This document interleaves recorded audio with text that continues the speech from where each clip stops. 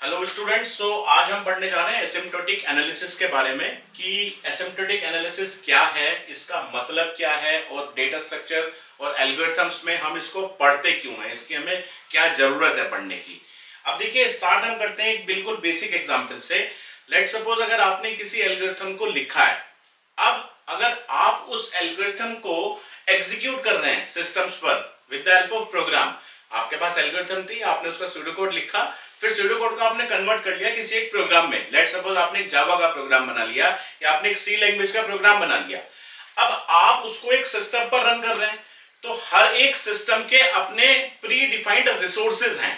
Resources का मेरा मतलब क्या है कि अगर आपने उसको किसी एक सिस्टम पर रन किया है, अब लेट सपोज हम ये कह रहे हैं कि इस सिस्टम की एक सीपीयू कैपेसिटी है। सीपीयू मींस कि कितनी उसकी प्रोसेसिंग पावर है या कितने इंस्ट्रक्शंस पर मिलीसेकंड या पर सेकंड वो एग्जीक्यूट कर सकता है। उसके बाद कितनी उस सिस्टम में हमारी स्टोरेज कैपेसिटी है। तो ये जो रिसोर्सेज हैं वो हर सिस्टम के आपके अलग अलग हो सकते हैं, ऑब्वियसली होते भी हैं। इट मींस अगर हम अपनी एल्गोरिथम को एग्जीक्यूट करें अलग अलग सिस्टम्स पर, तो देयर आर चांसेस कि जो एग्जीक्यूशन टाइम वो एल्गोरिथम या वो प्रोग्राम ले रहा है वो अलग अलग हो, बिल्कुल होगा अलग अलग। इनफैक्ट अगर सेम कॉन्फ़िगरेशन का सिस्टम भी है तो भी जो आपका एग्जीक्यूशन टाइम है वो डिफर कर सकता है, क्योंकि हमें नहीं पता कि जिस मोमेंट पर हमारा प्रोग्राम एग्जीक्यूट हो रहा है उस मोमेंट पर हमारी क्या रिसोर्सेज अवेलेबल थे उस पर्टिकुलर प्रोग्राम के लिए जो हमने एग्जीक्यूट किया है। तो अब हम कैसे निकालें कि कौन सी एल्गोरिथम या कौन सा प्रोग्राम हमारा कितना रनिंग टाइम लेगा। तो उसी रनिंग टाइम को एक्सप्रेस करने के लिए हम ये एसिम्प्टोटिक एनालिसिस पढ़ते हैं। अब पहला इसका वर्ड जो लिखा है एसिम्प्टोटिक, इसका मतलब क्या है पहले इसको समझते हैं। देखिए, एसिम्प्टोटिक जो आपका वर्ड आया है ये आया आपका एसिम्प्टोट से। एसिम्प्टोट आपने अपनी जो अर्ली क्लासेस हैं मैथमेटिक्स की उसमें एसिम्प्टोट के बारे में सुना होगा कि एसिम्प्टोट क्या होता है। अगर लेट सपोज आपने कभी ग्राफ देखे हो साइन के, कोस के, टेन के, तो साइन और कोस के जो आपने ग्राफ देखे होंगे वो कुछ इस तरह के आपके ग्राफ रहते हैं, या आपके साइन वेव या कोस वेव रहती है। और अगर आपने कोई टेन का ग्राफ देखा होगा तो टेन या कोट के जो आपके ग्राफ्स रहते हैं वो कुछ इस तरह के आपके ग्राफ्स रहते हैं। इस तरह के आपके ग्राफ्स रहते हैं, आपने पढ़े होंगे ये सब ग्राफ्स पहले मैथमेटिक्स में।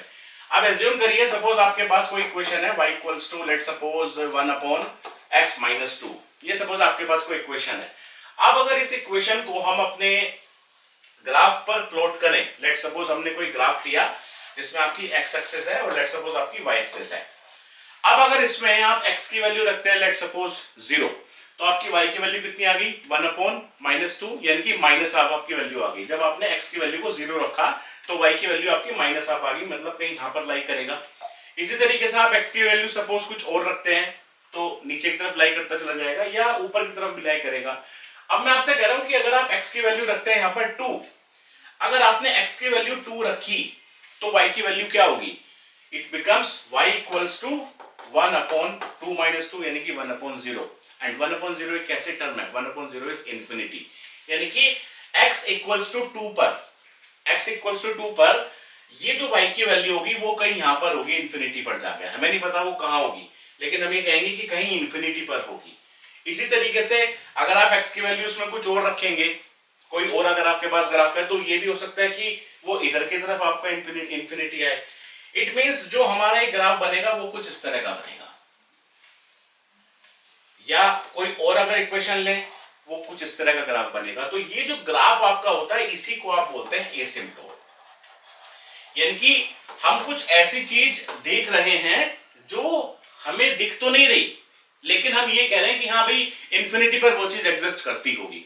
इंफिनिटी तो कुछ होता नहीं है हमारे सामने, तो इसी को हम बोलते हैं एसिम्प्टोट। अब जब भी हम अपनी एल्गोरिथम का रनिंग टाइम निकालते हैं या एनालिसिस करते हैं, तो एल्गोरिथम का एक्चुअल एग्जीक्यूशन टाइम निकालने के लिए आपके पास क्या होता है, आपके पास नंबर ऑफ एलिमेंट्स होते हैं इनपुट में। अब हमें नहीं पता वो नंबर ऑफ एलिमेंट्स कितने हैं, they may be a small number like 10, 100, 1000, 10 million, 1000 और 10 पावर 100, कितने भी आपके नंबर ऑफ एलिमेंट्स हो सकते हैं। अब इतने एलिमेंट्स पर जब आप अपनी एल्गोरिथम को एग्जीक्यूट करेंगे तो सिस्टम टू सिस्टम उसका रनिंग टाइम डिफर करेगा। तो एग्जैक्ट रनिंग टाइम क्या होगा वो हम नहीं बता सकते, लेकिन हाँ उस रनिंग टाइम को हम एक्सप्रेस कर सकते हैं इन टर्म्स ऑफ एसिम्प्टोटिक नोटेशंस। तो इसकी जो पहली डेफिनेशन निकल के आती है वो यही है कि वो नोटेशंस जो हम किसी भी एल्गोरिथम का रनिंग टाइम एक्सप्रेस करने के लिए यूज करते हैं, उन नोटेशंस को हम बोलते हैं asymptotic notations. This is the basic definition of asymptotic notation, the notations which are used to describe the running time of an algorithm in terms of functions whose domain are a set of natural numbers। अब natural numbers क्यों बोल रहे हैं? क्योंकि हम ये कह रहे हैं कि जब भी हम किसी एल्गोरिथम का या किसी प्रोग्राम का रनिंग टाइम निकालेंगे तो हम ये एज्यूम करेंगे कि उसमें हमने कुछ इनपुट्स जरूर सप्लाई किए हैं, और वो जो इनपुट्स हैं वो हम ये एज्यूम नहीं कर रहे कि वो डेसिमल में है या वो कोई रेशनल नंबर है या कोई वो एक रियल नंबर है डेसिमल्स में पॉइंट्स में, नहीं ये रेशनल नंबर ऐसा नहीं है। वो हम अभी एज्यूम कर रहे हैं कि जो भी हमने उसका आउटपुट निकाला है वो एक ऐसा फंक्शन है जिसका जो डोमेन है वो एक नेचुरल नंबर है। ठीक है, अभी इस चीज को आप ये एज्यूम कर लीजिए कि इसका मतलब हम इनपुट्स जो सप्लाई कर रहे हैं वो एक नेचुरल नंबर है हमारी एल्गोरिथम में। अब दूसरी बात ये आती है जो हमने जब डिस्कशन स्टार्ट किया था कि मशीन टू मशीन डिफर करेगा हमारा एग्जीक्यूशन टाइम या रनिंग टाइम। ठीक है, रनिंग टाइम का मतलब हो गया compile time plus execution time, तो उसको हम जनरली आपका एग्जीक्यूशन टाइम बोलते हैं कि कितना उसको टाइम लग रहा है एग्जीक्यूट होने में। ठीक है, उसी को हम रनिंग टाइम बोल देते हैं। अब जो हम ये कह रहे हैं कि हार्डवेयर टू हार्डवेयर या मशीन टू मशीन ये डिपेंड करेगा, तो किस तरीके से डिपेंड करेगा? लेट सपोज आपके पास तीन मशीन्स हैं, एक आपके पास मशीन ए है, एक आपके पास मशीन बी है, और लेट सपोज एक आपके पास मशीन सी है। अभी आप ये एज्यूम करिए कि आपने एक प्रोग्राम अपना बनाया है और आपने इन तीनों मशीन्स पर पैरेलली रन किया है अपने प्रोग्राम को। ठीक है, इन तीनों मशीन्स के जो कॉन्फ़िगरेशंस हैं वो अलग अलग हैं। सपोज ये 6 कोर की मशीन है, 8 कोर की मशीन है, 2 कोर की मशीन है। इसमें लेट सपोज 16 GB रैम है, 8 GB रैम है, 4 GB रैम है, अलग अलग कॉन्फ़िगरेशन है, कोई भी एक रैंडम कॉन्फ़िगरेशन आप चूज कर लीजिए। अब जब आपने एल्गोरिथम को एग्जीक्यूट किया, लेट सपोज उसमें आपने जो नंबर ऑफ इनपुट सप्लाई किए वो के 10 to the power 10, या थोड़ा छोटा नंबर ले लेते हैं अभी स्टार्टिंग के पर्पस के लिए। लेट सपोज आपने 100 इनपुट सप्लाई किए। जब आपने 100 इनपुट सप्लाई किए तो 100 इनपुट सप्लाई करने के बाद जो आपका आउटपुट आया, लेट सपोज आपका आउटपुट आ गया इसमें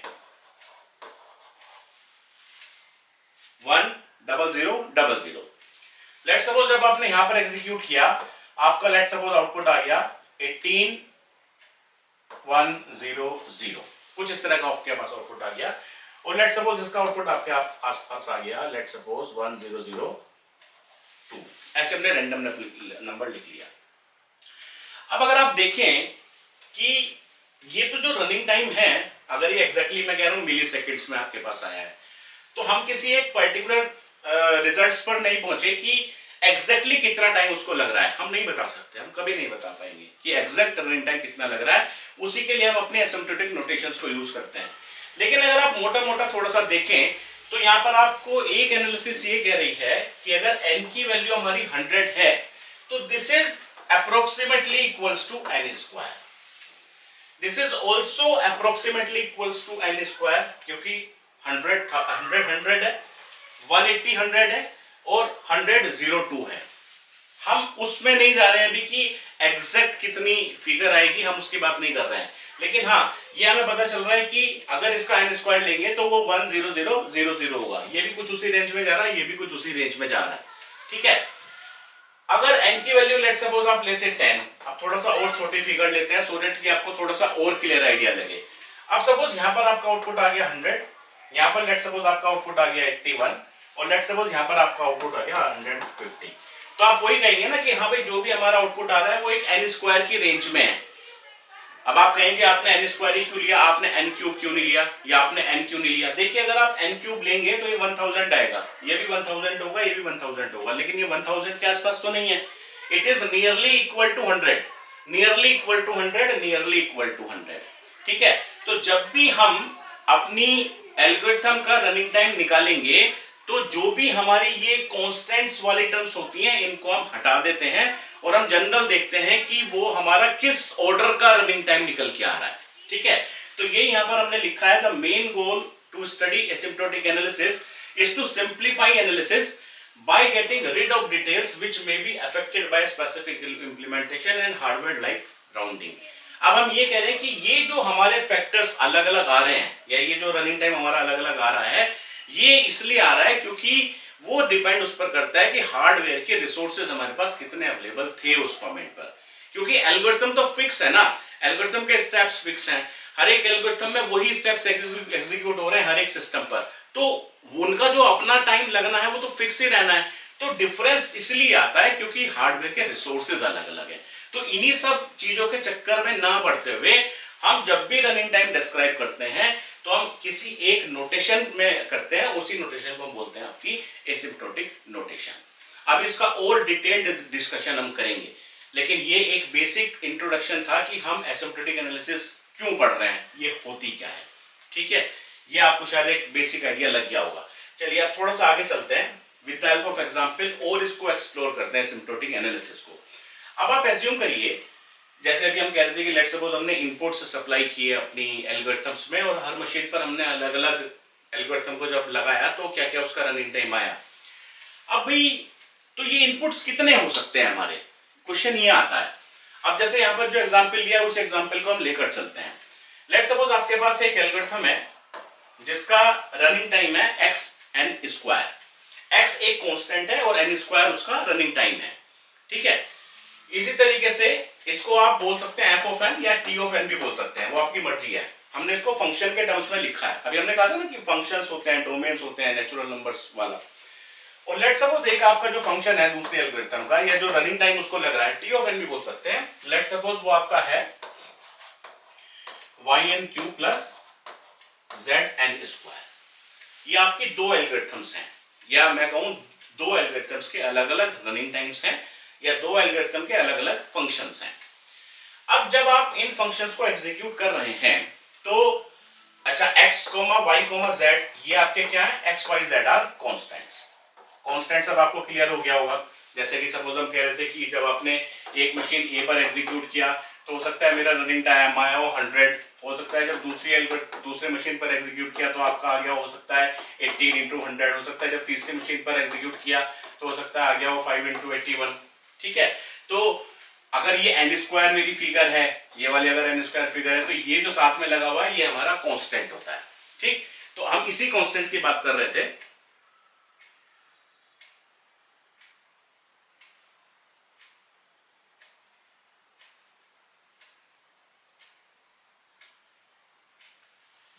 तो हम इसी कांस्टेंट की बात कर रहे थे। ठीक है, तो इन कांस्टेंट्स को हम हटा देंगे अभी के लिए। तो यहां पर भी जैसे हम कह रहे हैं कि जो हमारे x, y और z हैं ये हमारे कांस्टेंट्स हैं। अब आप एज्यूम करिए आपने लेट सपोज n की वैल्यू ली 10। अगर आपने n की वैल्यू 10 ली और लेट सपोज आपने x की वैल्यू ले ली 100 और लेट सपोज y की वैल्यू ले ली 2 और लेट सपोज z की वैल्यू आपने ले ली है 1। ये आपने वैल्यूज कुछ ली हैं। अब अगर आप n इक्वल्स टू 10 लेंगे तो क्या हुआ, आप जरा खुल इसको इसमें अप्लाई करके देखिए। जब आपने x ऑफ n स्क्वायर निकाला तो x कितना है आपका, x की वैल्यू 100 है और n स्क्वायर कितना हो गया आपका, n की वैल्यू आपकी 10 हो गई, 10 स्क्वायर। इसका मतलब ये हमारा आ गया 100 100 ये हमारी आ गई पहली equation. Let's suppose this is f1n, let's suppose this is f2n। तो f1 ऑफ 10 कितना आ गया आपका 100 इसी तरीके से जब आप f2 ऑफ 10 निकालेंगे तो f2 ऑफ 10 कितना आएगा आपका yn cube plus zn square. y कितना है आपका, y आपका 2 है।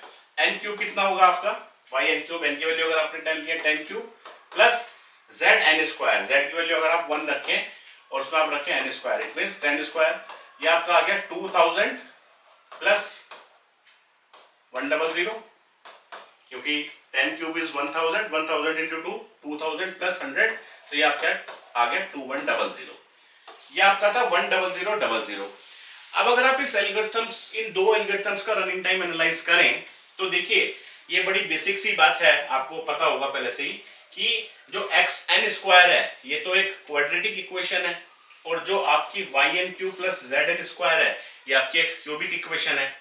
इससे अगर कोई और बड़ी इक्वेशन आप लेते हैं वो क्या होगी, जिसमें n की पावर 4 होगी, n की पावर 5 होगी, n की पावर 10 होगी। तो जैसे जैसे n की पावर बढ़ेगी ऑब्वियसली उस फंक्शन की ओवरऑल वैल्यू भी बढ़ेगी। तो अगर मैं इस पर्टिकुलर केस की बात करूं, इन पर्टिकुलर वैल्यूज की बात करूं, तो यहां पर तो ये दिखाई दे रहा है कि ये एल्गोरिथम स्लो है और ये जो एल्गोरिथम है ये हमारी फास्ट है, क्योंकि इसमें टाइम कम लग रहा है। क्योंकि मैंने आपको बताया था ना, लेट सपोज हम टाइम ही निकाल रहे हैं मिली सेकेंड्स में, तो इसमें तो मेरा 2100 मिली सेकेंड्स लगा, इसमें मेरा टाइम ज्यादा लग रहा है, जबकि ऐसा तो नहीं होना चाहिए, क्योंकि वो क्यूबिक है, ये स्क्वायर है या क्वाड्रेटिक है, तो quadratic is less then cubic. तो फिर ऐसा क्यों हो रहा है? ऐसा इसलिए हो रहा है क्योंकि यहां पर जो आपने इनपुट से सप्लाई किए अपनी एल्गोरिथम में वो बहुत छोटे हैं आपके, वो बहुत कम हैं आपके।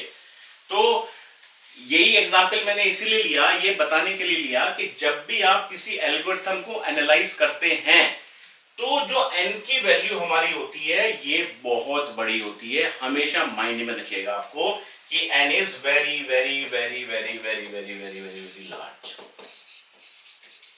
n हमारा बहुत बड़ा होता है। आप एज्यूम करके चलिए कि भाई n की वैल्यू हमारी 10 टू द पावर 10 ऑर्डर की होती है या इससे बड़ी होती है, कुछ भी हो सकती है। मतलब हम छोटी वैल्यूज नहीं लेंगे, हम छोटी वैल्यूज नहीं लेंगे। छोटी वैल्यूज का मतलब हम ये नहीं लेंगे कि 10 ले लिया, 20 ले लिया, 100 ले लिया, 1000 ले लिया, 10,000 ले लिया, नहीं, ये बहुत छोटे इनपुट्स होते हैं। अगर हमें एल्गोरिथम की एग्जैक्ट एनालिसिस करनी है तो n must be very very large quantity. ठीक है, अब अगर n बहुत बड़ा होगा, या इसी एग्जाम्पल की अगर बात करें आप, अगर सपोज अब आपने n की वैल्यू 10 की पावर 10 रख दी, तो देखिए क्या होगा, यहाँ पर 10 टू द पावर 10 का square, it means it becomes 10 to the power 20, और यहाँ पर कितना हो जाएगा 10 टू द पावर 10 की power cube, it means 10 power 30, और 10 पावर 30 और ये कितना आएगा आपका, ये आपका आएगा 10 टू द पावर 20। तो जब आप 10 टू द पावर 30 में 10 टू द पावर 20 जोड़ेंगे तो 10 to the power 20 is very less as compare to 10 to the power 30। तो जब भी हम इस तरह से एनालिसिस करते हैं एल्गोरिथम की, तो जो छोटे टर्म्स होते हैं उनको हम डिस्कार्ड कर देते हैं, क्योंकि वो कोई रोल प्ले करने वाली है ही नहीं। इसको आप ऐसे मान लीजिए कि आपने एक समंदर में एक पानी बाल्टी फेंक दी है, ठीक है, तो हम छोटी वैल्यूज को डिस्कार्ड कर देते हैं जब हम एनालिसिस कर रहे हैं उस एल्गोरिथम की। ठीक, और अब अगर आप इनके अगेंस्ट में कंपेयर करेंगे अपनी XYZ, तो इनकी कोई वैल्यू है? इनकी कोई वैल्यू नहीं है।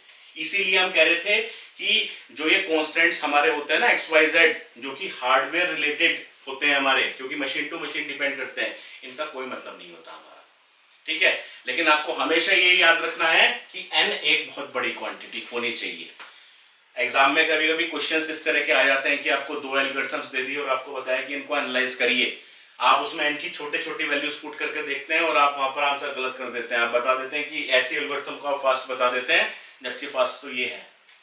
ठीक है, और अगर आप इसी एग्जाम्पल को थोड़ा सा और आगे बढ़ाकर देखें, लेट सपोज आपने इसी एग्जाम्पल पे अगर n की वैल्यू 100 रखें, अगर सपोज आप इसी में n की वैल्यू 100 रखें विद दीज कांस्टेंट्स वैल्यूज, तो ये कितना आएगा आपका f1n, यानी कि f100 आपका कितना आएगा, x की वैल्यू कितनी है 100 इंटू 100 स्क्वायर। अगर आप n की वैल्यू लें 10 ना लेके n की वैल्यू अगर आप 100 लें तो कितना आएगा 100 स्क्वायर इंटू 100, तो कितना आ गया 100 इंटू 100 स्क्वायर, ये कितना हो गया 10 पावर 4, 10 पावर 6 आ गया टोटल।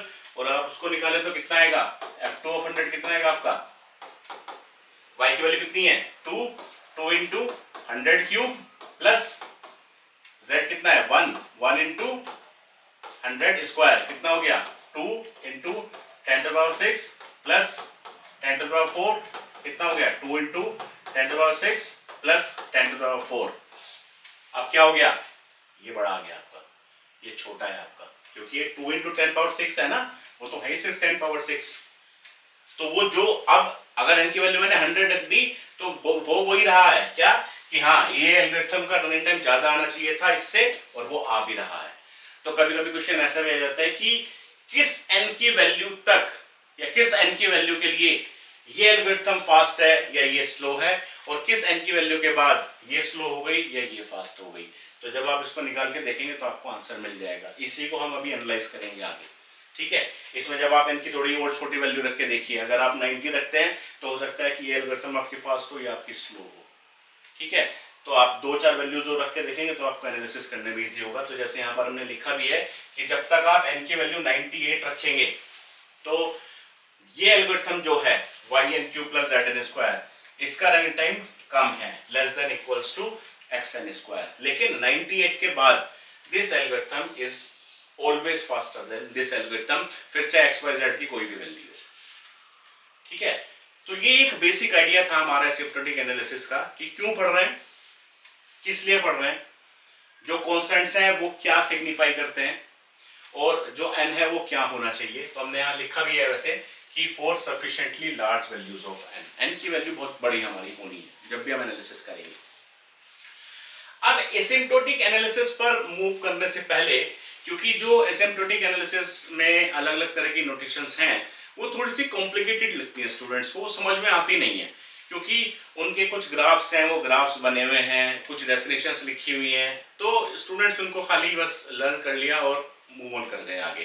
ठीक, लेकिन इस तरीके से हम नहीं करेंगे, हम उसका पूरा कंसेप्ट समझेंगे कि क्यों इस तरीके से लिखा हुआ है, यही ग्राफ हमारा क्यों बन रहा है उसका। चलिए अब थोड़ा सा और आगे चलते हैं। देखिए अभी जो मेरी आगे की स्लाइड्स हैं, उन आगे की स्लाइड्स में हमने पूरी प्रॉपर डेफिनेशंस वगैरह सब लिखी है, तो इन सब नोटेशंस को मैं आपको बताऊंगा, लेकिन उससे पहले बस एक आप ये देख लीजिए कि जो हमारे पास नोटेशंस होती हैं वो 5 तरह की होती हैं। Theta notation, big O notation, big omega notation, little O notation and little omega notation. अभी हर एक नोटेशन क्या होती है, क्या उसका पर्पस है, वो हम बात करेंगे, लेकिन अभी आप ये अज्यूम कर लीजिए हमें ये पता ही नहीं है। अभी तो हम एक जनरल डिस्कशन कर रहे हैं, जब वो जनरल डिस्कशन हमें कर लेंगे उसके बाद आपको ना एक आइडिया लग जाएगा कि अच्छा ठीक है ये हमें पता है पहले से, फिर ये चीजें बड़ी आसान लगने लगेंगी आपको। चलिए तो पहले थोड़ा सा जनरल डिस्कशन करते हैं हम। अब ये तो हमें पता लग गया है कि अगर हमें किसी भी एल्गोरिथम को एनालाइज करना है तो हम उसका एग्जैक्ट रनिंग टाइम या एग्जैक्ट एग्जीक्यूशन टाइम कभी नहीं निकाल सकते।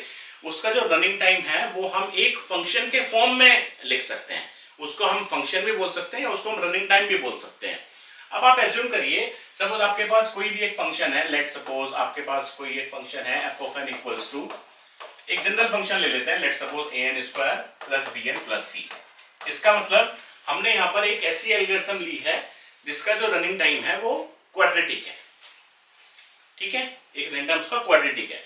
क्वाड्रेटिक का मतलब क्लियर हो गया ना, मतलब अगर आपने उसमें, मतलब ये एक ऐसी एल्गोरिथम है जब आप उसमें अपने इनपुट सप्लाई कर रहे हैं, अगर आपने 10 इनपुट सप्लाई किए तो आपको जो आउटपुट मिलेगा वो 100 मिलेगा। अगर आपने 100 किए तो आपको मिलेगा 10 टू द पावर 4, अगर आपने 10 टू द पावर 4 किया तो आपको मिलेगा 10 टू द पावर 8 4। ठीक है, इस तरीके से आपको रनिंग टाइम मिलता चला जाएगा, चाहे आप किसी भी मशीन पर इसको लगा लें, क्योंकि ए बी सी कॉन्स्टेंट्स हैं जो कि डिपेंड करेंगे उस मशीन के पैरामीटर्स पर, उस मशीन के रिसोर्सेज पर। ठीक, तो ये हमने एक जनरल इक्वेशन लिख ली, an square plus bn plus c, where b c a b c are constants और n denotes the number of inputs which we are providing in the algorithm, ठीक है, या in the program। अब जो भी आपके सामने इक्वेशन है, देखिए बड़ी, ये जो मैं आपको बताने जा रहा हूँ ये आपको कहीं मिलेगा नहीं किसी बुक में लिखा हुआ, तो बड़े ध्यान से इसको समझिएगा कि कहना क्या चाह रहे हैं।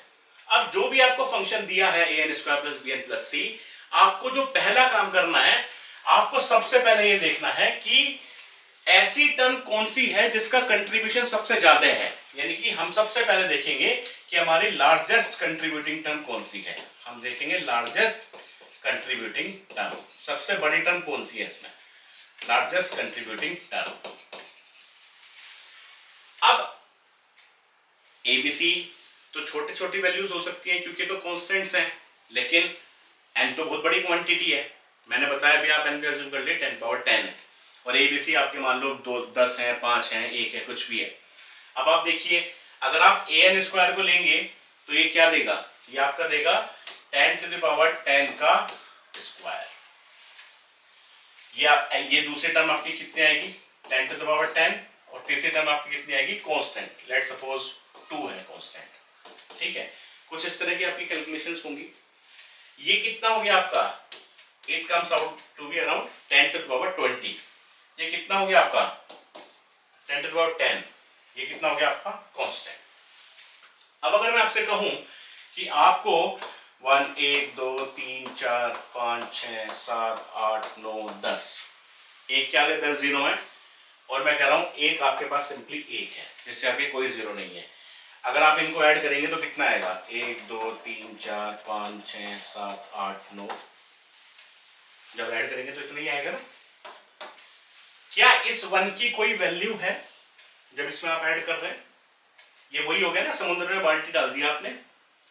ठीक है, तो जब आपके पास इतनी बड़ी टर्म है तो इस टर्म को हम कैंसिल कर सकते हैं, डिस्कार्ड कर सकते हैं, क्योंकि वो कोई रोल प्ले नहीं कर रही है हमारे एग्जीक्यूशन में। ठीक है, वही सिचुएशन यहां पर है। ये 10 टू द पावर 20 है, ये सिर्फ 10 टू द पावर 10 है, तो इसको हम डिस्कार्ड कर सकते हैं। यहां पर ये तो बहुत ही छोटी है, ये तो एग्जिस्ट ही नहीं कर रही है। ठीक है, तो लार्जेस्ट कंट्रीब्यूटिंग टर्म आपको मिलेगी यहां से। इसका मतलब जो लार्जेस्ट कंट्रीब्यूटिंग टर्म है वो आपकी है ये वाली। तो आप सिर्फ लार्जेस्ट कंट्रीब्यूटिंग टर्म देखेंगे, ये पहला काम करना है। जो भी आपको इक्वेशन दी हुई है, अगर आपके पास इक्वेशन n क्यूब में होती, n क्यूब होता है n, मतलब अगर आपके पास कोई इक्वेशन होती, let's suppose an cube plus b n square log n plus c n, तो इस केस में क्या हो जाती है आपकी लार्जेस्ट कंट्रीब्यूटिंग टर्म आपकी होती n क्यूब, क्योंकि n स्क्वायर log n छोटा होता है n क्यूब से।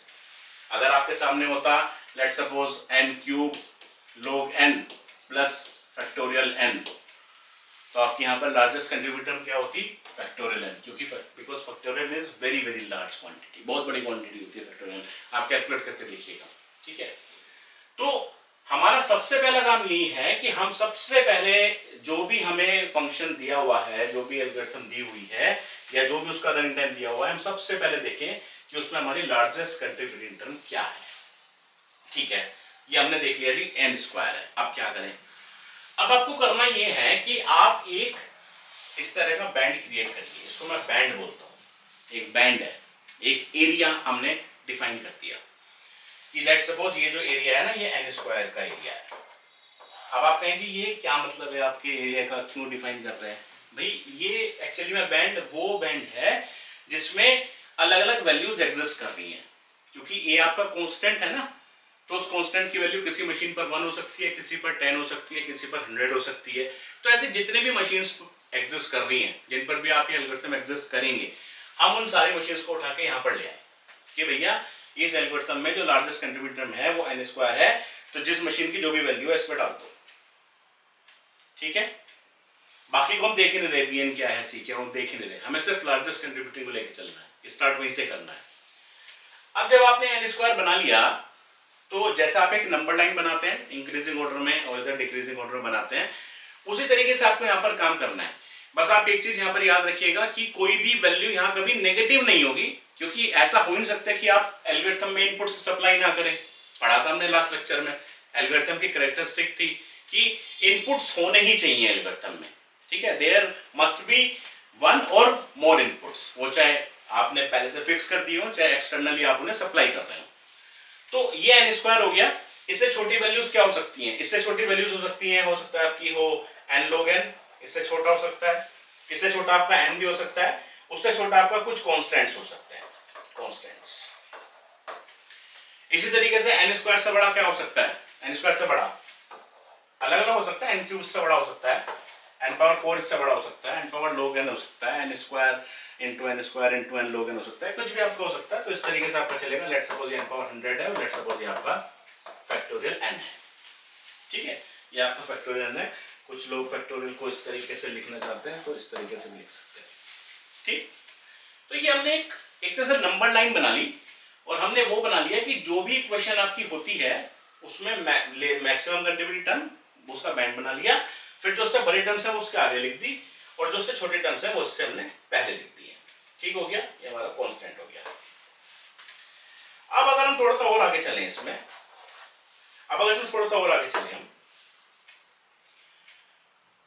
हम कह रहे थे कि जितनी भी मशीन्स हैं उसमें अलग अलग जो ए की वैल्यू है वो इस एरिया में कंट्रीब्यूट हो गई हमारी।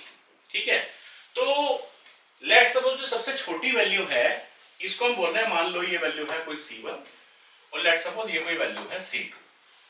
मतलब ये एक ऐसी मशीन है जिस पर फास्टेस्ट टाइम हमें मिल रहा है, ये एक ऐसी मशीन है जिस पर थोड़ा सा स्लो है टाइम। ठीक है, क्योंकि हम मिनिमम वैल्यू है एक ही, हम मैक्सिमम वैल्यू है एक ही। तो ये जो ग्राफ हो गया एक तरीके से मेरा, इसको मैं बोल रहा हूं C1GN और इसको मैं बोल रहा हूं C2GN। अब ये आप कहेंगे GN क्या है? GN एक FN की तरह ही है। हम ये एज्यूम कर रहे हैं कि GN हमारा n स्क्वायर है, क्योंकि n स्क्वायर का बैंड है ना। तो ये मेरा हो गया C1n स्क्वायर और ये मेरा हो गया C2n स्क्वायर। अभी हम इसको ये कह रहे हैं C1n स्क्वायर C2n स्क्वायर, क्योंकि n स्क्वायर वाला बैंड है। अब थोड़ा सा हम आगे चलें तो अभी हमने कहा था कि जो हमारे नोटेशंस हैं वो 5 तरह के होते हैं, ठीक है। इधर नहीं बनाएंगे, इधर नहीं बनाएंगे। अभी आप ये मान लीजिए कि हमारे पास जो नोटेशंस हैं वो 5 तरह के हैं। अभी आगे चल के पढ़ेंगे। एक उसमें हमारा होता है थीटा नोटेशन, एक हमारा आता है बिग ओ नोटेशन, एक हमारा होता है बिग ओमेगा नोटेशन, एक हमारा हो सकता है लिटिल ओ नोटेशन और एक हमारा होता है लिटिल ओमेगा नोटेशन। ये 5 तरह के हमारे एसिम्प्टोटिक नोटेशंस होते हैं। अब इसमें जो हमारा ये वाला पार्ट होता है, ये पार्ट,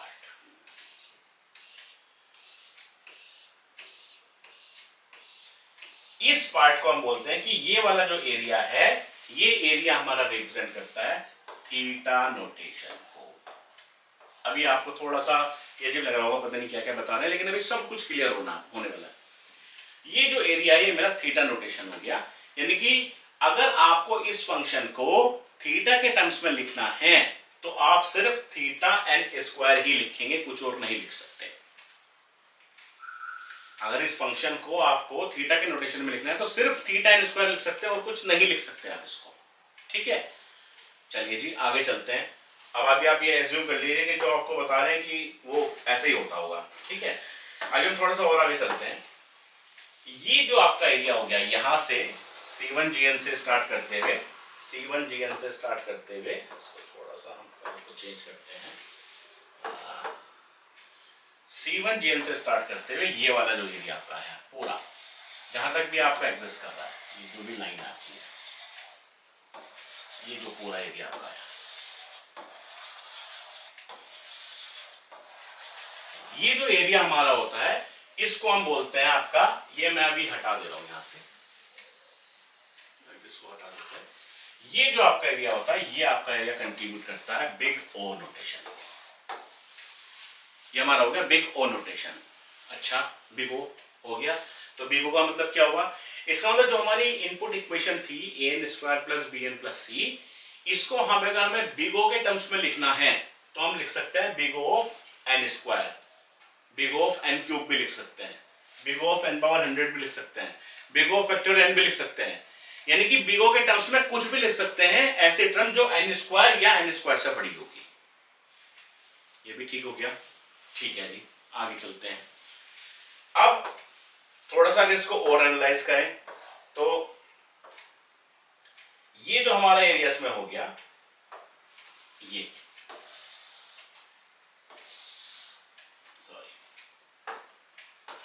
ये जो हमारा एरियास में आ गया, C2GN से लेकर लेफ्ट की तरफ यानी कि कांस्टेंट्स की तरफ, ये हमारा हो जाता है बिग ओमेगा। ये हमारा बिग ओमेगा हो गया, ठीक है। अगर an² plus bn plus c को बिग ओमेगा के टर्म्स में लिखना है तो आप क्या लिखेंगे? आप लिखेंगे बिग ओमेगा ऑफ n² भी लिख सकते हैं, big omega of n log n भी लिख सकते हैं, बिग ओमेगा ऑफ कांस्टेंट भी लिख सकते हैं, बिग ओमेगा ऑफ n भी लिख सकते हैं। इतना क्लियर हो गया हुआ। अभी हमने लिख लिया ये, देखिए अभी हमने इसकी ना तो डेफिनेशन पता है ना अभी हमने इसके ग्राफ देखे हैं। अभी तो मैं आपको एक बेसिक चीजें लेकर चल रहा हूं कि भैया अगर इस तरह का हमारे पास इक्वेशन है तो हम इसको इस टर्म्स में ये लिख सकते हैं, ठीक। अब जो हमारा बिग ओ है और जो हमारा बिग ओमेगा है उसकी कोई लिमिट नहीं है। लिमिट इन द सेंस, जब आपने बिग ओ का एरिया बनाया तो आपने C1GN से स्टार्ट किया, उसके बाद जहां तक भी जो भी मैक्सिमम वैल्यू एक्सेस करते हैं वहां तक जाएगा, ठीक है। इसी तरीके से जो आपने बिग ओमेगा का एरिया बनाया वो आपने लिया C2GN से, और जितनी भी कम वैल्यू हो सकती है वहां तक एग्जिस्ट करेगा। और ऐसे हमारे पास इनफाइनाइट इनपुट्स हो सकते हैं। जो थीटा है उसकी वैल्यू आपने बाउंड कर रखी है दो एरियाज के बीच में कि भैया इससे बड़ी होगी और इससे छोटी होगी, तो इसका जो एरिया है वो बाउंड हो गया। तो इसीलिए हम ये कहते हैं कि थीटा नोटेशन जो होता है, थीटा नोटेशन प्रोवाइड्स अस टाइट बाउंड। इसको भी हम आगे चल के पढ़ेंगे, लेकिन अभी मैं शॉर्ट में यहां बता रहा हूं आपको। ये जो थीटा है आपका, इसलिए इसको हम बोलते हैं अपर बाउंड। जो बिग ओ है ये यहां से लेकर और जितना भी आप ऊपर तक चले जाएं, ये सब नोटेशंस में आप इसको लिख सकते हैं। इसीलिए बिग ओ को हम बोलते हैं कि big O notation provides us upper bound. अब ये लोअर बाउंड अपर बाउंड ये क्या है अभी सब पता चलेगा। और जो आपका बिग ओमेगा है ये आपको प्रोवाइड कराता है लोअर बाउंड। ठीक है, ठीक है जी। इसका मतलब अब थोड़ा सा इसको अगर और देखें, जो बिग ओ है और जो बिग ओमेगा है, वो दोनों के दोनों थीटा वाले पार्ट को लेकर चलते हैं अपने साथ, क्योंकि बिग ओ का जो एरिया है उसमें थीटा आ रहा है। इसी तरीके से जो बिग ओमेगा का एरिया है उसमें भी आपका थीटा आ रहा है। इसका मतलब जो बिग ओ है वो टाइट हो भी सकता है और टाइट नहीं भी हो सकता। बिग ओ टाइट कब होगा? बिग ओ टाइट तब होगा जब बिग ओ की वैल्यू वही होगी जो थीटा की वैल्यू है। इसी तरीके से बिग ओमेगा टाइट कब होगा? बिग ओमेगा टाइट कब होगा? जब बिग ओमेगा की वैल्यू वही है जो थीटा की वैल्यू है। तो इसके बाद जो दो नोटेशंस बचती हैं वो ये कहती हैं कि लिटिल ओ नोटेशन वो नोटेशन है, या लिटिल ओ बिग ओ का वो पार्ट है जो कभी भी टाइट नहीं होगा। यानी कि लिटिल ओ बिग ओ का वो पार्ट है जो कभी टाइट नहीं होगा। और ऐसा पार्ट कौन सा है? ये वाला जो पार्ट है, ये वाला जो पार्ट आपका है, ये टाइट नहीं है ना कभी भी, ये वाला पार्ट, और है ये बिग ओ का पार्ट ही। तो ये जो आपका पार्ट हो गया, दिस इज योर लिटिल ओ। देखिए ये मैं इसलिए बता रहा हूं आपको क्योंकि इसमें बड़ा कंफ्यूजन रहता है, इसके क्वेश्चंस लग नहीं पाते हैं इजीली। लेकिन अगर आप इसको माइंड में रखेंगे तो कोई क्वेश्चन आपका रुकेगा ही नहीं। तो ये आपका हो गया लिटिल ओ। इसी तरीके से जो लिटिल ओमेगा होता है, लिटिल ओमेगा बिग ओमेगा का वो पार्ट है जो कभी टाइट नहीं होगा। इट मींस ये वाला पार्ट, ये जो आपका पार्ट हो गया, ये आपका हो गया लिटिल ओमेगा। इस चार्ट को आप बना लीजिए, ये बड़ा इंपॉर्टेंट है, बहुत अच्छा एक्सप्लेनेशन है ये किसी भी तरह की एसिम्प्टोटिक एनालिसिस को समझने का। ठीक है, किसी भी क्वेश्चन को आप इजीली एनालाइज कर सकते हैं कि हाँ किस नोटेशन के टर्म्स में हम इसको क्या क्या लिख सकते हैं। ठीक है, अब हम इसके डेफिनेशंस की तरफ चलते हैं और हम बार बार इस स्लाइड को रेफर करेंगे अभी। ठीक है, अब देखिए इसके डेफिनेशंस देखते हैं। अब जो इसकी पहली सबसे पहले लिखा है कि भाई 5 तरह की हमारी नोटेशंस होती हैं। इन ग्राफ्स की बात अगर आप देखें, अभी करेंगे इनकी डिटेल्स में बात करेंगे, पहले डेफिनेशन देखते हैं हम अपनी थीटा नोटेशन की। ठीक है, अब देखिए थीटा नोटेशन की जो डेफिनेशन है वो क्या कहती है? Theta notation is used to express the tight bound on algorithms running time. मतलब theta notation algorithm running time पे एक टाइट बाउंड प्रोवाइड कराती है। तो टाइट बाउंड का मतलब हो गया कि भाई इससे कम नहीं हो सकता और इससे ज्यादा नहीं हो सकता, मतलब टाइटली बाउंड है इसका जो एरिया है। ठीक है, अब इसने कहा कि अगर आपके पास दो नॉन नेगेटिव फंक्शंस हैं एफ ऑफ एन और जी ऑफ एन, तो यहां पर हमारे पास तीन कॉन्स्टेंट्स एग्जिस्ट करेंगे, C1, C2 और N0। और ये तीन कॉन्स्टेंट्स इस तरीके से एग्जिस्ट करेंगे कि जो हमारा फंक्शन है एफ ऑफ एन वो हमारा लाई करेगा C1GN और C2GN के बीच में। वो हमारा लाई करेगा C1GN और C2GN के बीच में। ग्रेटर देन इक्वल टू 0 आप लिखना चाहे लिख लें, नहीं लिखना चाहे मत लिखें, कोई जरूरी नहीं है, क्योंकि मैं आपको पहले ही बता चुका हूं कि इसका मतलब सिर्फ इतना है कि आप इनपुट से सप्लाई कर रहे हैं एल्गोरिथम में। तो मतलब n की वैल्यू कभी भी 0 से कम हो ही नहीं सकती। ऐसा हो नहीं सकता ना कि आपकी वैल्यू 0 हो जाए, इनपुट्स तो देने पड़ेंगे। तो अगर आपके पास कोई दो फंक्शंस हैं एफ ऑफ एन और जी ऑफ एन, तो ऐसे कॉन्स्टेंट्स एग्जिस्ट करेंगे C1, C2 और N0 such that f of n is greater than equals to C1GN और less than equals to C2GN। यानी कि आपने इस f of n को बाउंड कर दिया कि भाई इससे बड़ा होगा और इससे हमेशा छोटा होगा, दो एरिया के बीच में आपने बाउंड कर दिया। याद करिए जो आपने अभी ग्राफ बनाया था वो सेम ग्राफ था, अगर आप वापस से उस ग्राफ को देखें तो सेम ही तो ग्राफ था।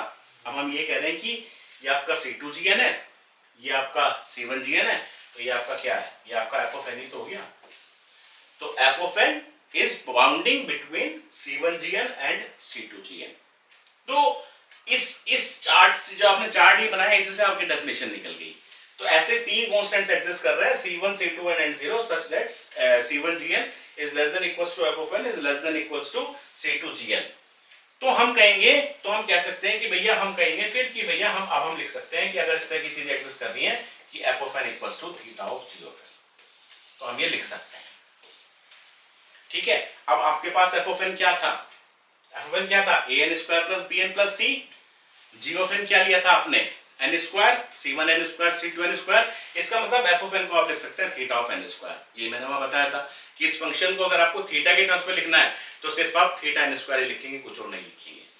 ठीक है, तो यहीं पर इसने लिखा कि theta of g of n क्या हो सकता है, ऐसा function f of n that exist positive constant this. तो अब function f of n belongs to the set theta g of n, वो जो सेट है, वो जो हमने बैंड बनाया है, such that it can be sandwiched between C1gn and C2gn for sufficiently large n। ये हमेशा लेंगे sufficiently large n, n is very very large, तो हम कहेंगे g of n is asymptotically tight bound for f of n। ये definition वहीं से निकली। तो इसके एक्चुअली में जो भी हम एसिम्प्टोटिक एनालिसिस अपनी पढ़ रहे हैं, इसके ऊपर चार तरह के क्वेश्चंस बन जाते हैं। एक तो आपके पास थ्योरेटिकल क्वेश्चन आ जाएगा कि भैया आप एसिम्प्टोटिक एनालिसिस को डिफाइन कर दीजिए और कितने तरह की होती है, हर एक की डेफिनेशन लिख दीजिए। एक इसमें आता है कि आपको क्वेश्चंस ऐसे देगा कि भैया ये इसके इक्वल हमने दिया हुआ है, बताइए C1 C2 और 0 की वैल्यू क्या होगी। एक ऐसा आ सकता है कि बताइए ये इसके इक्वल होगा या नहीं होगा, इसको हम थीटा के टर्म्स में लिख सकते हैं नहीं लिख सकते। एक आपके सामने आ सकता है कि भैया इसको प्रूव करके दिखाओ कि ये थीटा के इक्वल है या नहीं है। तो इस तरह के 3-4 अलग अलग इसके वेरिएशंस बनते हैं एसिम्प्टोटिक एनालिसिस के। अभी पूरा डिटेल्ड डिस्कशन करने जा रहे हैं, जैसे इसका थीटा का भी कर रहे हैं। अब आप सपोज एज्यूम करिए कि आपके पास, अभी आप एज्यूम करिए लेट सपोज आपके पास कोई भी एक फंक्शन है, अलग अलग, अब 2-3 एग्जांपल्स देकर और उसको समझते हैं। लेट सपोज इधर लिखते हैं, लेट सपोज आपके पास कोई एक फंक्शन है, इसको थोड़ा सा छोटा कर लेते हैं अपना। लेट सपोज आपके पास कोई फंक्शन है f of n equals to let suppose 25। अब आपसे कहा जा रहा है कि भैया इसको आप लिखिए इन टर्म्स ऑफ थीटा नोटेशन, कि थीटा नोटेशन के टर्म्स में इसको हम कैसे लिखेंगे। तो देखिए आपके पास f of n 25 है। अभी आप सीधा सीधा थीटा नोटेशन के लिए क्या आपका होता है C1gn, थीटा नोटेशन के लिए आपका होता है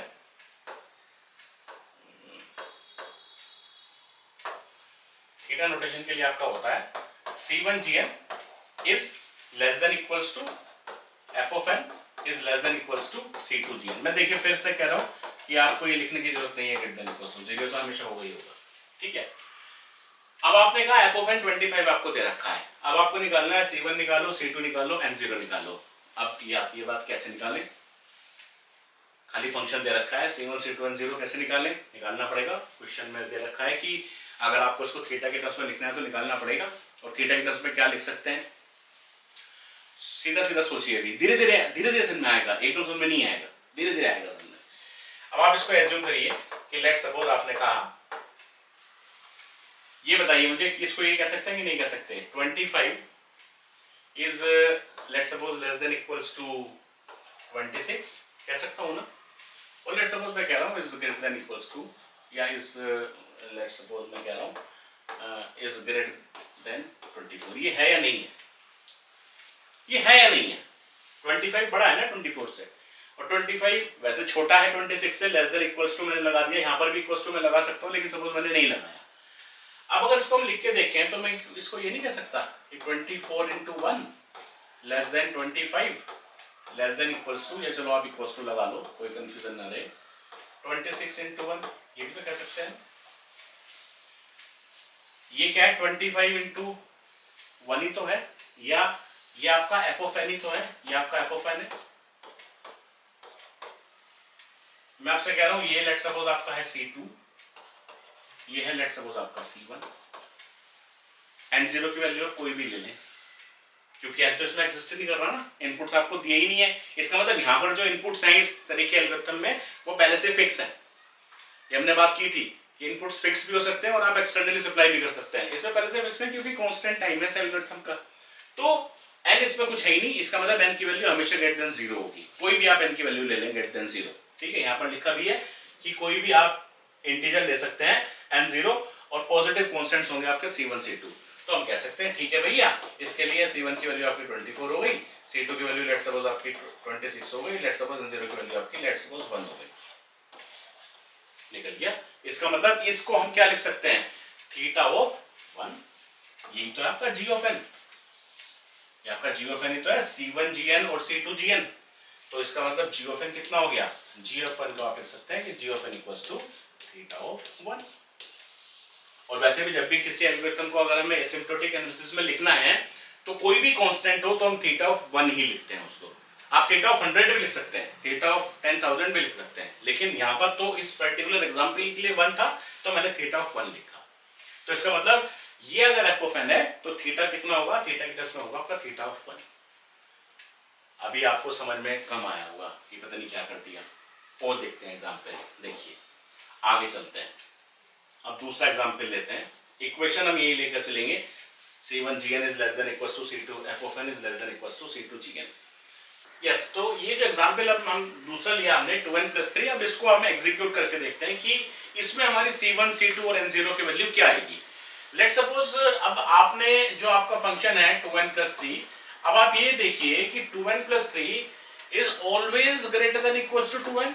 हालांकि हमेशा 2n से बड़ा ही होगा, इक्वल का भी होगा नहीं, क्योंकि इसमें एक एक्स्ट्रा टर्म है +3।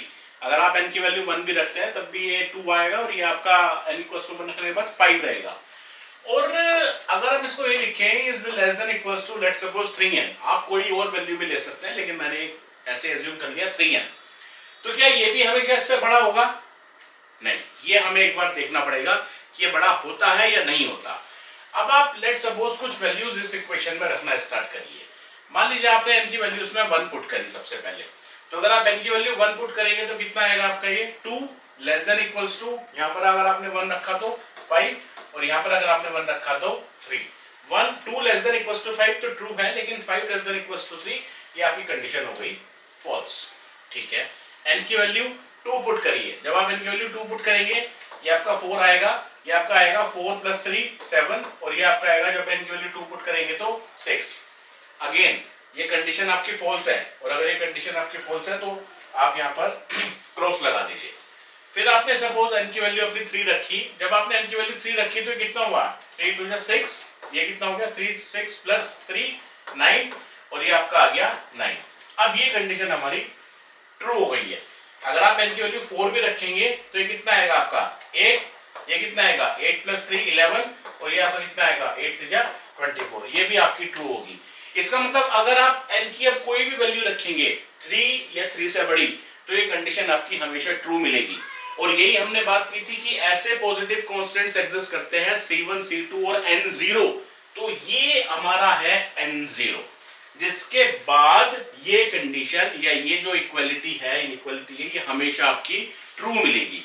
तो अब अगर इसको हम वापस से देखें तो ये हमारा क्या है, this is our f of n, this is our C2, this is C1 and this is g of n।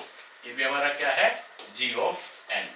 तो अगर इसको हम लिखें तो क्या लिखेंगे, C1 Gn less than equals to C2 g of n। और अगर इस पर्टिकुलर एग्जांपल की बात करें तो C1 की वैल्यू आपकी कितनी आ गई, C1 की वैल्यू आपकी आ गई 2, C2 की वैल्यू आपकी हो गई 3, तो C1 = 2, C2 की वैल्यू आपकी हो गई 3, और n0 की वैल्यू आपकी हो गई किस n के बाद, 3 के बाद, यानी कि n0 की वैल्यू भी आपकी हो गई 3। तो ये हमारी C1, C2 और n0 की वैल्यूज हो गई, जिस पर ये कंडीशन ट्रू मिलेगी हमें। ठीक है, अब आप ये सोच सकते हैं कि n0 की वैल्यू 3 क्यों ली, 4 क्यों नहीं ली। हम n0 की वो मिनिमम वैल्यू लेंगे जिसके बाद किसी भी n के लिए ये कंडीशन हमेशा ट्रू होगी। ठीक है, अब आप ये कहें कि आपने C1 की वैल्यू 2, C2 की वैल्यू 3 ये फिक्स क्यों ली है, कुछ और भी ले सकते हैं। हाँ, आप बिल्कुल कुछ और भी ले सकते हैं। आप C1 की वैल्यू 4 रख लीजिए, C2 की वैल्यू 9 रख लीजिए, कुछ भी ले लीजिए आप। फिर आप वैल्यूज पुट करके देख लीजिए कि किस n0 के लिए ये कंडीशन आपकी ट्रू हो रही है। तो इस तरह के इनफाइनाइट कॉम्बिनेशंस एग्जिस्ट कर सकते हैं। There exist infinite values of C1, C2 and n0 for which this condition becomes true. ठीक है, इसीलिए जो इसकी डेफिनेशन है, डेफिनेशन में जो n0 की बात करी है उस पर थोड़ा सा जोर दिया गया है, और इसी के अकॉर्डिंग इसका ग्राफ बना है। अब अगर इसके ग्राफ की तरफ हम चलें पहले, उसके बाद वापस आएंगे, हम एक दो एग्जांपल्स और देखेंगे। लेकिन अगर अब आप ग्राफ देखते हैं तो ये जो फंक्शन है आपका f of n, इस बीच वाले फंक्शन को देखिए, ये आपका जो f of n फंक्शन है, ये वाला, ये f of n है, ये आपका लाई करेगा C1 Gn और C2 Gn के बीच में। लेकिन कब, जब n की value greater than equals to n0 होगी। तो ये जो पॉइंट है, ये पॉइंट मेरा डिफाइन कर रहा है n0, और n ग्रेटर देन n0 क्या हो गया, ये हो गया। क्योंकि अगर n0 से पहले आप देखते हैं तो देखिए n0 से पहले जो f ऑफ n की वैल्यू, अगर मैं इस पॉइंट की बात करता हूं, अगर मैं इस पॉइंट की बात करता हूं, तो जो f ऑफ n की वैल्यू है वो कम है c1gn से या c2gn से। अगर मैं ये कोई पॉइंट एक लेता हूं यहां पर, तो ये नहीं होना चाहिए, ठीक है। तो इसीलिए हमने एक ऐसा पॉइंट लिया जिसके बाद f of n always lies between c1gn and c2gn। इसके बाद यही तो मेरा बैंड है जो हमने बैंड बनाया था कि जो हमारा f ऑफ n है वो हमेशा c1gn और c2gn के बीच में ही लाई करेगा। ये आपको क्लियर हो गया होगा, ठीक है। और एग्जांपल्स देखते हैं, वापस से उसी स्लाइड पर चलते हैं जिस पर हमने एग्जांपल लिया था, और एग्जांपल देखते हैं। अब इसमें एक एग्जांपल पहले और देख लें, उसके बाद हम देखेंगे कि कोई डायरेक्ट मेथड भी है क्या, कि हमें देखते ही पता चल जाए c1 c2 n0 की वैल्यू क्या होगी। क्योंकि इस तरीके से तो हमें बार बार इवेल्युएट करना पड़ रहा है, और ये तो थोड़ा सा हिट एंड ट्रायल मेथड हो गया। चलिए एक और एग्जांपल लेते हैं। Let's suppose f of n equals to,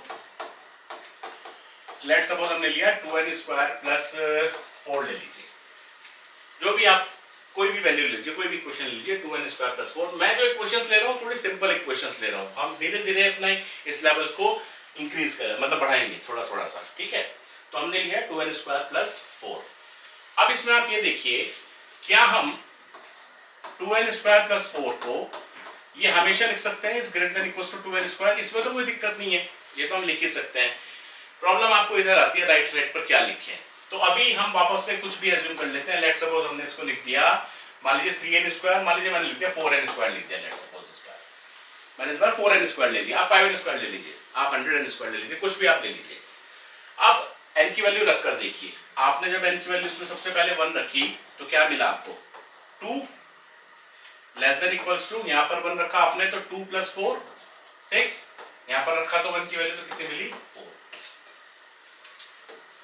ये कंडीशन आपकी क्या हो गई, फॉल्स, क्योंकि 6 लेस देन इक्वल्स टू 4 नहीं हो सकता। जब आपने n की वैल्यू 1 रखी तो ये 4 आया आपका, तो यहाँ पर n की वैल्यू आपने 1 रखी तो 2 प्लस 4 6 आया, ठीक है। आगे बढ़ते हैं, n की वैल्यू आपने 2 ली तो कितना हुआ, 2 to 4 4 to 8, less than equals to 4 8 और 12, लेस देन इक्वल्स टू यहाँ पर 2d तो 4 16। कंडीशन ट्रू हो गई आपकी, इनसे कंडीशन ट्रू हो गई तो आप टिक लगा दीजिए और करके देख लीजिए। n की वैल्यू आप यहाँ पर 3 रखकर देखिए, 3 रखे तो कितने, 3 9 18 22 36, ये भी कंडीशन आपकी ट्रू हो गई, ठीक है।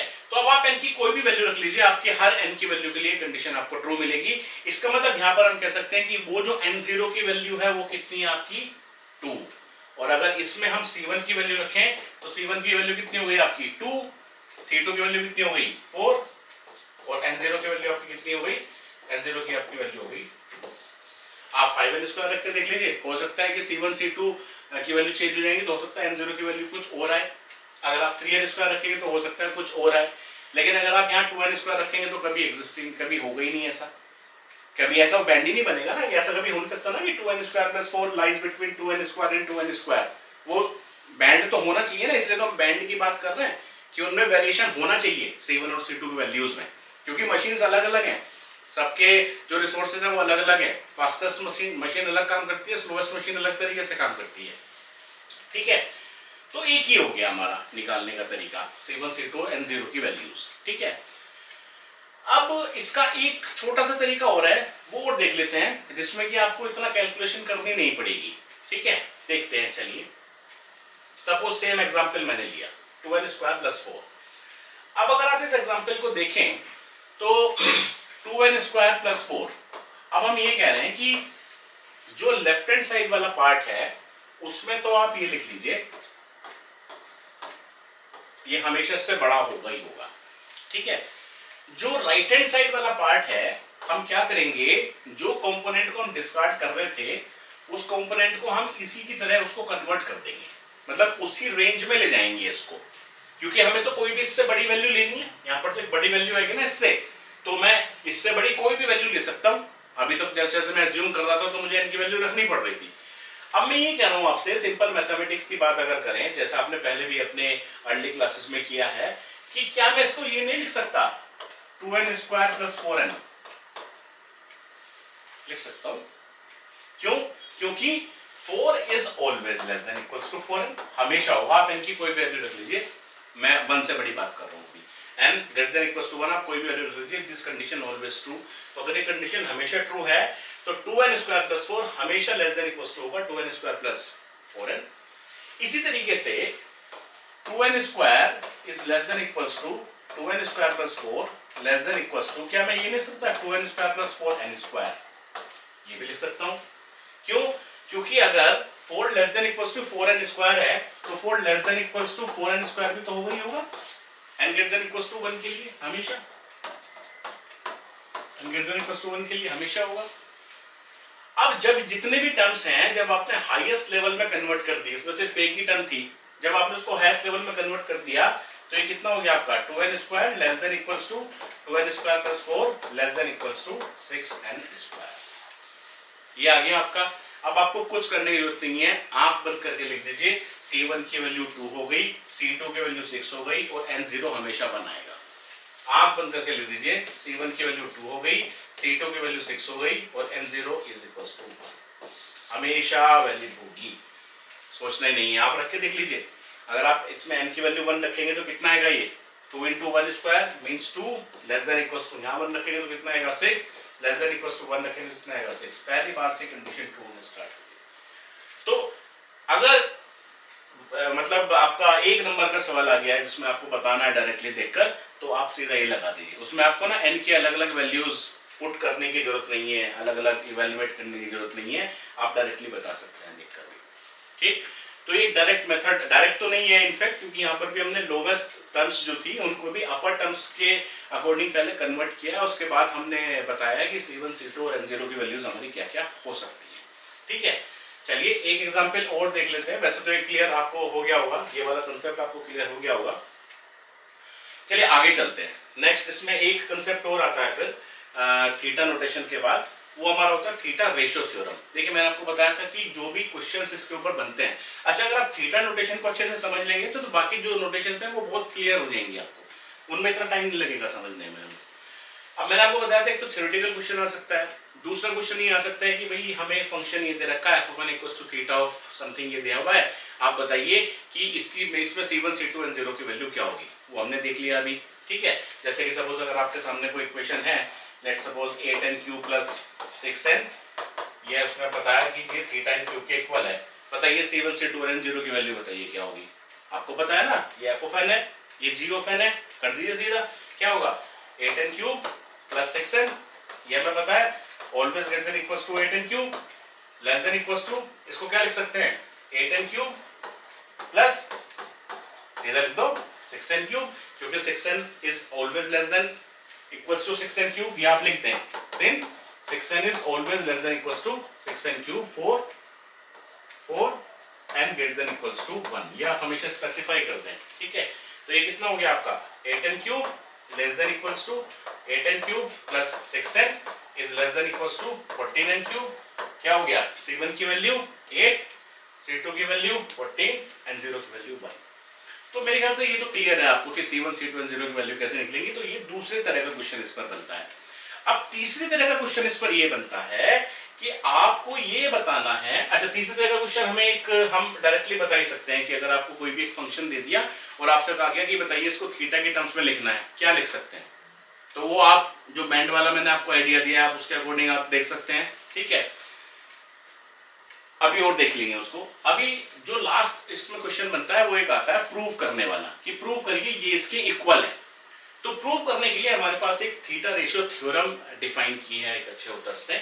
तो उसमें देखिए क्या लिखा है कि अगर f ऑफ n और g ऑफ n आपके पास दो फंक्शंस हैं और वो फंक्शंस इस तरीके से डिफाइन है कि limit n tends to infinity, अच्छा n टेंड्स टू इंफिनिटी का मतलब क्या है कि इनपुट्स जो हमने सप्लाई किए हैं एल्गोरिथम में बहुत बड़े हैं, n टेंड्स टू इंफिनिटी, क्योंकि हम एसिम्पटोट पढ़ रहे हैं ना, तो limit n tends to infinity f of n upon g of n exist, अगर ये एग्जिस्ट करता है, अगर एग्जिस्ट करता है तो इसको इवैल्यूएट करेंगे, अगर एग्जिस्ट करता है तो हम कहेंगे कि f of n belongs to theta of g of n, कब अगर इसको इवेल्युएट करने के बाद ये कोई c आता है और c कोई भी एक कांस्टेंट है जो कि 0 से इंफिनिटी के बीच में लाइक करेगा, तो हम कह सकते हैं कि हाँ ये इसके इक्वल है, अदरवाइज ये इसके इक्वल नहीं है। स्ट्रेट फॉरवर्ड है थीटा रेशियो थ्योरम। एग्जांपल से समझिए। सपोज आपको उसने कहा कि लेट सपोज हमें प्रूव करना है 8n square plus 6n is equals to theta of n square. ये क्वेश्चन आ गया आपके पास। अब आपको प्रूव करना है कि बताइए ये इसके इक्वल हम लिख सकते हैं या नहीं लिख सकते। 8n square plus 6n equals to theta n square. तो सबसे पहले आप इसमें क्या देख ले, ये आपका क्या है f ऑफ n और ये आपका क्या है g of n। This is your g of n और this is your f of n। ये तो हमें डेफिनेशन से पता चल रहा है ना कि f ऑफ n को हम theta of g of n लिख सकते हैं। अगर आपसे कोई क्या, अगर इसको हम लिख सकते हैं तो c1 c2 और n0 हम डायरेक्टली निकाल ही लेंगे। ठीक है, अब हमें ये प्रूव करना है कि क्या ये इसके इक्वल हो सकता है क्या। ये एक अलग तरह का क्वेश्चन है।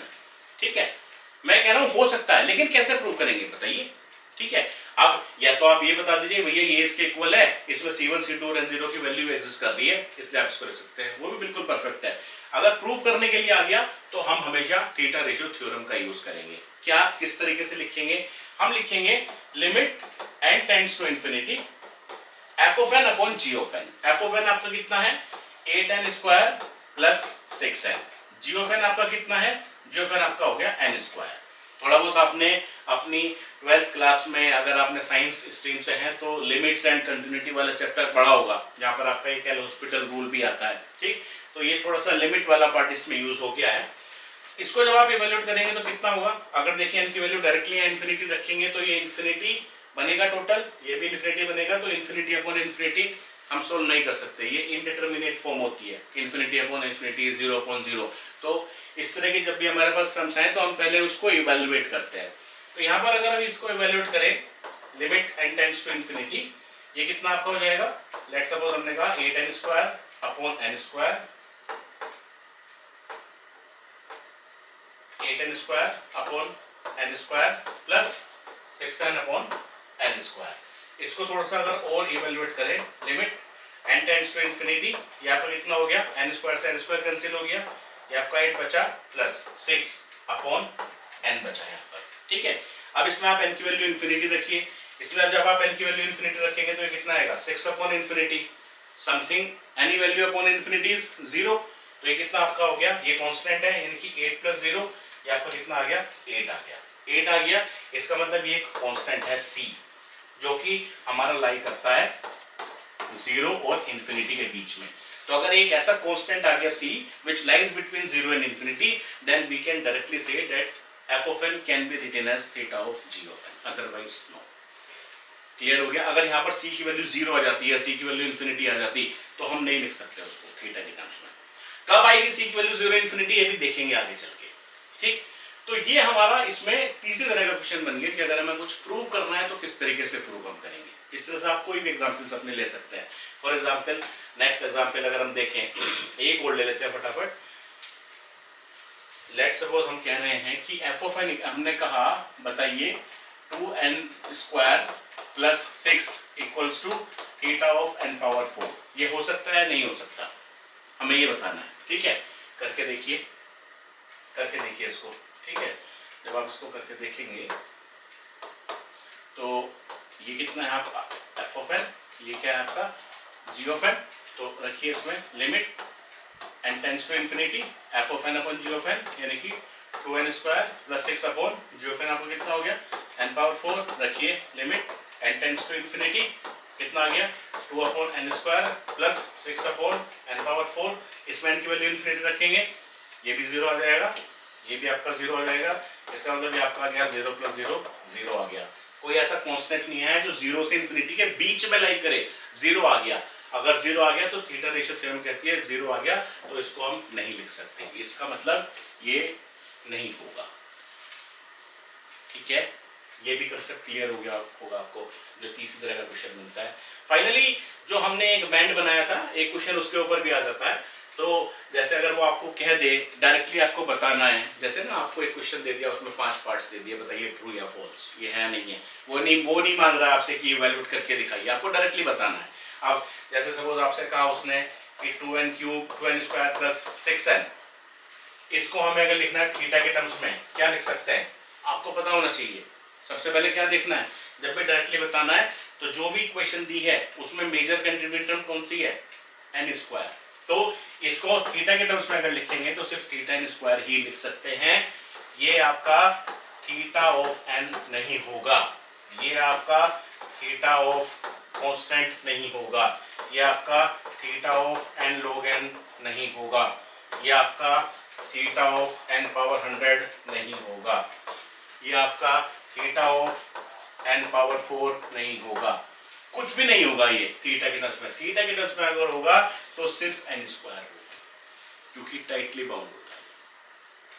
ठीक है, मेरे ख्याल से थीटा कंसेप्ट आपको अब बिल्कुल क्लियर हो जाना चाहिए, जितना हमने डिस्कशन थीटा के बारे में किया है। ठीक है, चलिए अब थीटा डिस्कशन जब हमारा ओवर हो जाएगा तो फिर हम नेक्स्ट डिस्कशन करेंगे अपना big O notation, big omega notation, little O notation और लिटिल ओमेगा नोटेशन के बारे में। फिर हम इस कंसेप्ट को वाइंड अप करेंगे। ठीक है, थैंक यू।